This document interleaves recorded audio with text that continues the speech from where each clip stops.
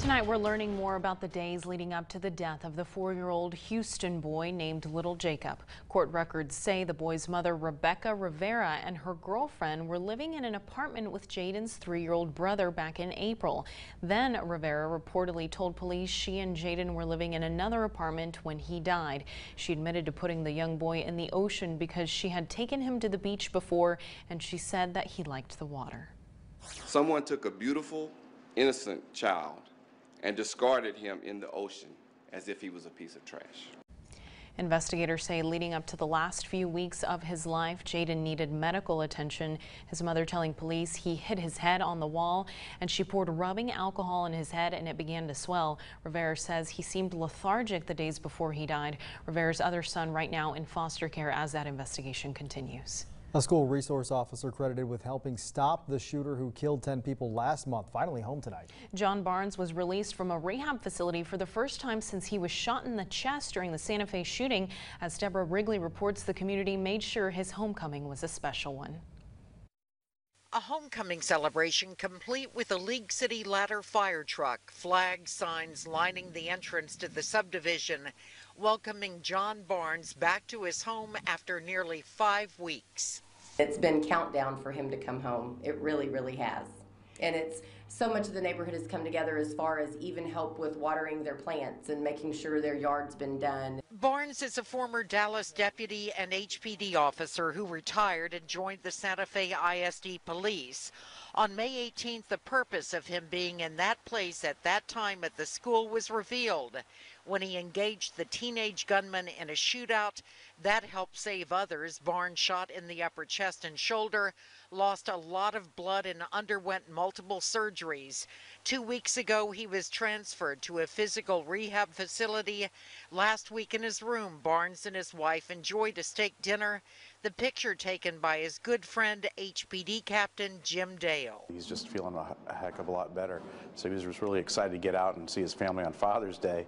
And now that he's actually home earlier than to be expected was miraculous. There's more recovery to go, but returning home is powerful medicine in itself. Dale hopes his friend will remain in law enforcement, setting an example for young recruits.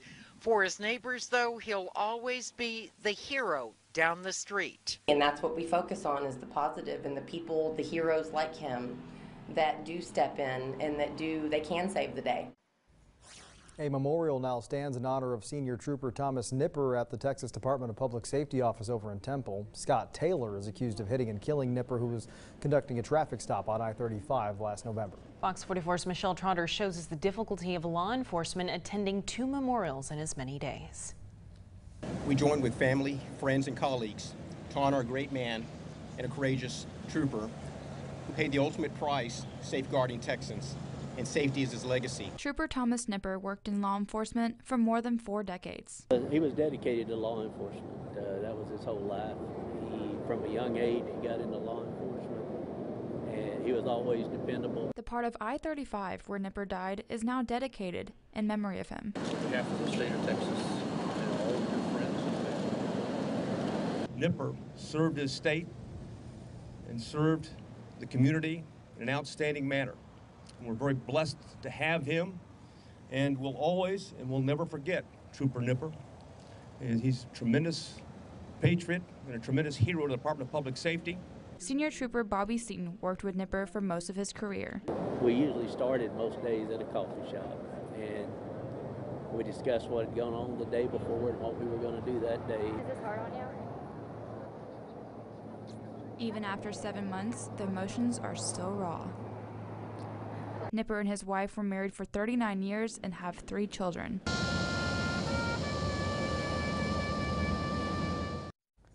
As we mentioned, the memorial for Nipper is at DPS in Temple next to the other officers who have lost their lives in the line of duty.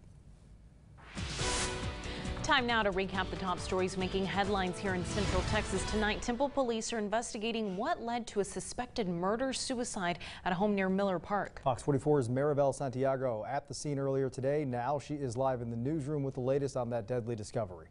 Well, guys, police originally came to the scene. Originally, it was a welfare check, but instead they found the bodies of a man and a woman. shot to death inside the home. Now, Temple police showed up to the home on North First Street around 3 this afternoon. Police say one family member shot and killed the other family member before killing themselves. They say there's no threat to the public at this time. Now, we did speak to Kamaka Wooder, who lives down the road from the home. She says she heard the sound of the gunshots in the area just a few days ago. I got up and came in the house and told my husband, you know, what I had heard. And you could tell it was a handgun. It wasn't Hunter's. It left us a little concerned, but I didn't know where they were coming from. Names of those two individuals have not been released at this time, as an autopsy has been ordered upon further investigation. Live in the newsroom, Maribel Santiago, Fox 44 News. In Fort Hood, nearly 30 civilians are soon going to be looking for work after the Garrison unit announced the department is required to start cutting positions. The Garrison commander saying it was a difficult decision to make. When you're addressing your entire workforce and talking to your employees about reductions in the force, it's one of the hardest topics. Now, the unit is authorized and required to have now less than 1,200 employees by the start of 2019's fiscal year. The House taking up 2 immigration bills today, neither of which is certain to pass, and both would outlaw the separation of families at the border. But Democrats, moderate Republicans, and conservative Republicans all have problems with various provisions in both bills. Tonight, Anna Warnicki reports.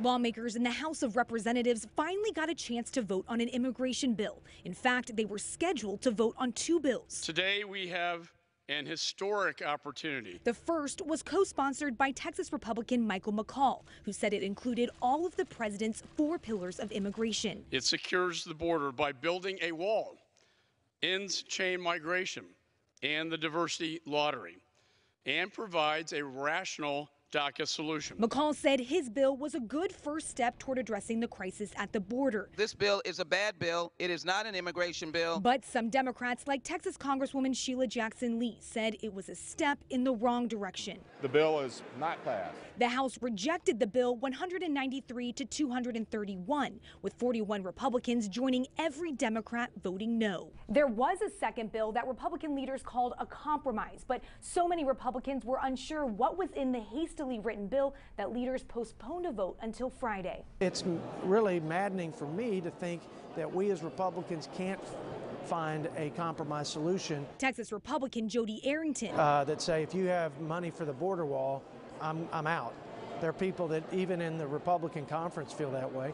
And there are those that are on the furthest right that say any pathway to citizenship they feel like is a special accommodation. Arrington says no bill is perfect, and to solve our immigration problems, Democrats and Republicans have to find a way to meet in the middle.